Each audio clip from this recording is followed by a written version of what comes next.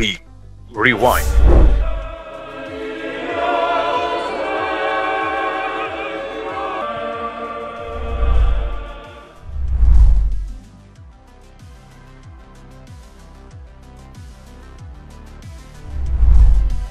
Huwag sanang pairalin ang crab mentality at huwag maging anay sa lipunan.